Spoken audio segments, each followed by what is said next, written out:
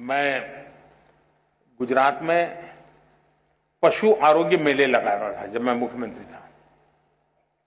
और पशु आरोग्य मेले लगाता तो आपको हैरानी होगी, मैं गुजरात के अंदर पशुओं की दांत की ट्रीटमेंट, डेंचर ट्रीटमेंट करवाता था। पशुओं को मोतीबिंदु होता है, मोतीबिंदु का काम करता था। और कुछ पशुओं के ऑपरेशन करने पड़ते थे। तो मैं एक बार एक गाय देखा, उसके पेट में से कम 40 केजी प्लास्टिक निकला था। अब ये मानवता के विरुद्ध का काम है। अगर ये हमारे अंदर संवेदना पैदा होती है कि मुझे तो अच्छा लगता है, चलो भाई हल्की फुल्की थैली है लेकर के जाना अच्छा लगता है और फिर फेंक देता हूं। हमें अब यूज एंड थ्रो उस कल्चर से बचना पड़ेगा और हमें रीयूज, रिसाइकल, और ये भारत में कोई नयापन नहीं है, ये हमारे यहां तो सालों से परिवार में आदत रही हुई है। हम जितना ज्यादा संसाधनों का उपयोग करेंगे, हम पर्यावरण को बर्बाद करेंगे। हम जितने संसाधनों का ऑप्टिमम यूटिलाइजेशन करेंगे, हम पर्यावरण की रक्षा। अब आज देखिए, हमारे इलेक्ट्रॉनिक गैजेट्स ये भी पर्यावरण के लिए एक संकट बनते जा रहे हैं। आपने देखा होगा, भारत सरकार ने अभी स्क्रैप पॉलिसी निकाली हुई ताकि जो पुरानी गाड़ियां हैं जो प्रदूषण पैदा करती है उनको खत्म करो, उसमें से भी कुछ कमाई करो और नई गाड़ी लाओ। उस दिशा में एक बहुत बड़ी मात्रा में काम चलने वाला है। उसी प्रकार से हम जानते हैं पानी का क्या महत्व है, पौधे का क्या महत्व है, प्रकृति का क्या महत्व है, हम उसके प्रति सेंसिटिव है क्या, और ये सहज स्वभाव बनाना चाहिए। अगर ये स्वभाव बनना है, आपने देखा होगा COP26 में मैंने एक विषय रखा था, यूके में कॉन्फ्रेंस हुई थी दुनिया की, और मैंने कहा था उसमें कि लाइफस्टाइल इज ए प्रॉब्लम। हमारी जो लाइफस्टाइल है, और इसलिए कहा कि एक मिशन लाइफ की आवश्यकता है। और मैंने मिशन लाइफ के लिए वहां शब्द तय किया था कि lifestyle for environment, life LIFE। मैं समझता हूं कि हम भी अपने जीवन में, बहुत छोटी आयु है, 4 मंजिला मकान है और हम भी लिफ्ट में जाते हैं, अरे हम कोशिश करें, हम चढ़ जाएंगे, क्या है, तो हमारा हेल्थ भी कभी फायदा होगा, हम एनवायरमेंट को मदद करेंगे। छोटी छोटी चीजें हम अपने जीवन में लाएंगे।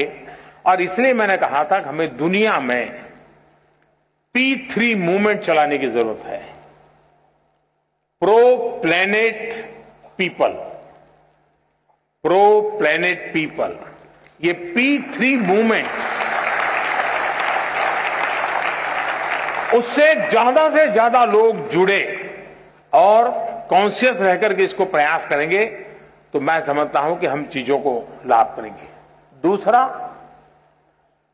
हम आज जब देश आजादी का अमृत महोत्सव मना रहा है, आजादी के 75 साल, आज की जो पीढ़ी है वो अपने जीवन की सबसे सफल पलों में से गुजरती होगी, तब देश शताब्दी मनाता होगा। मतलब ये 25 साल आपकी जिंदगी का है, आपके लिए है। आपका योगदान इस 25 साल में क्या हो ताकि हमारा देश उस जगह पे पहुंचे, हम गर्व के साथ देश की शताब्दी आन बान शान के साथ दुनिया के सामने एक चेहरा ऊंचा रख करके मना सके। हमने अपने जीवन को उससे जोड़ना चाहिए, और उसका एक सिंपल सा मार्ग है कर्तव्य पर बल देना। अगर मैं मेरे कर्तव्यों का पालन करता हूं, मतलब कि मैं किसी के अधिकार की रक्षा करता हूं, फिर कभी उसको अधिकार के लिए मांग करने के लिए निकलना ही नहीं पड़ेगा। आज समस्या यह है कि हम कर्तव्यों का पालन नहीं करते हैं, इसलिए अधिकार के लिए उसको लड़ना पड़ता है। हमारे देश में किसी को अपने अधिकारों के लिए लड़ना न पड़े, ये हमारा कर्तव्य है, और उस कर्तव्य का उपाय भी हमारा कर्तव्यों का पालन है। अगर हम कर्तव्यों का पालन करते हैं, हमारे लिए जो जिम्मेवारियां हैं उसको पूरा करते हैं। अब देखिए, हमारे देश ने, पूरे दुनिया के लोग, हमारे यहां तो इन चीजों की चर्चा करते हैं तो लोगों को डर लगता है कहीं मोदी के खाते में हो जाएगा, मोदी का जय जयकार हो जाएगा, इसलिए जरा संकोच करते हैं इसका जय जयकार करने में। लेकिन जो हमारे यहां वैक्सीनेशन हुआ है उसमें भी जब मैंने स्कूली बच्चों के लिए वैक्सीनेशन शुरू किया और जिस तेजी से हमारे देश में बच्चों ने दौड़ दौड़ करके वैक्सीन ले लिया, ये अपने आप में बहुत बड़ी घटना है। आप सबका वैक्सीनेशन हो गया है? हाथ ऊपर करिए, हाथ ऊपर करिए। सबका वैक्सीनेशन हो गया?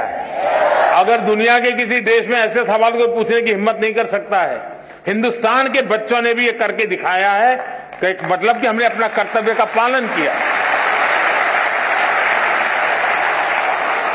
ये कर्तव्य का पालन भारत की आन बान शान बढ़ाने का कारण बन गया है। उसी प्रकार से हमारे देश को आगे बढ़ाना हो, प्रकृति की रक्षा करनी हो, पर्यावरण की रक्षा करनी हो, तो मुझे पक्का विश्वास है कि हम अपने कर्तव्य को सजगता रूप अगर लगाएंगे, काम करेंगे, तो हम इच्छित परिणाम प्राप्त कर सकते हैं।